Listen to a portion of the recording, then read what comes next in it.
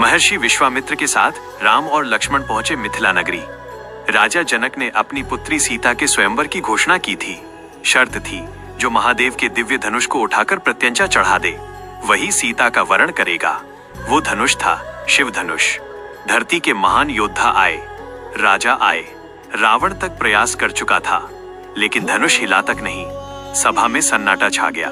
तभी गुरु विश्वामित्र ने कहा, राम आगे बढ़ो। राम ने विनम्रता से प्रणाम किया और सहज भाव से धनुष को उठाया। क्षण भर में धड़ाम ऐसी गूंज हुई कि पृथ्वी कांप उठी। शिव धनुष दो टुकड़ों में विभक्त हो गया। मिथिला में जयकार गूंज उठी, जय श्री राम। सीता ने कांपते हाथों से राम के गले में वरमाला डाल दी। लेकिन तभी आकाश में गूंजा एक भयंकर स्वर, किसने तोड़ा मेरे आराध्य का धनुष। सभा में सन्नाटा। लक्ष्मण आगे बढ़े। लक्ष्मण ने तीखे स्वर में कहा, हे भृगुवंशी, धनुष पुराना था, स्पर्श करते ही टूट गया, इसमें इतना क्रोध कैसा। परशुराम की आंखों में अग्नि भड़क उठी। बालक, तुम जानते नहीं मैं कौन हूं। मैंने 21 बार पृथ्वी क्षत्रियों से विहीन कर दी। लक्ष्मण मुस्कुराए, तब तो आपको विश्राम करना चाहिए, अब ये युग राम का है। सभा कांप उठी। परशुराम ने विष्णु धनुष आगे बढ़ाया, यदि तुम में शक्ति है तो इसे चढ़ाकर दिखाओ। राम ने शांत स्वर में धनुष उठाया, क्षण भर में उसे साध लिया। उसी क्षण परशुराम का क्रोध शांत हो गया। उन्होंने दोनों हाथ जोड़कर कहा, अब समझ गया, आप वही हैं जिनकी प्रतीक्षा युगों से थी। और परशुराम वन को प्रस्थान कर गए। मिथिला से दूत चले, पहुंचे अयोध्या नगरी। राजा दशरथ को मिला संदेश, राम ने शिव धनुष तोड़ दिया है।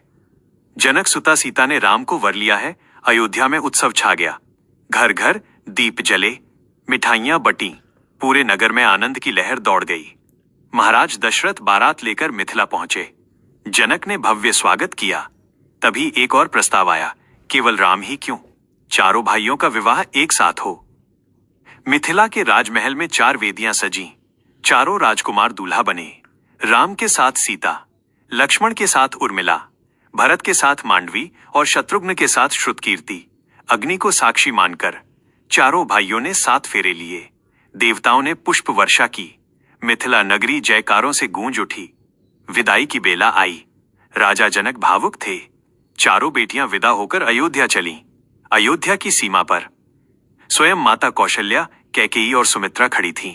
आरती उतारी गई, मंगल गान हुए।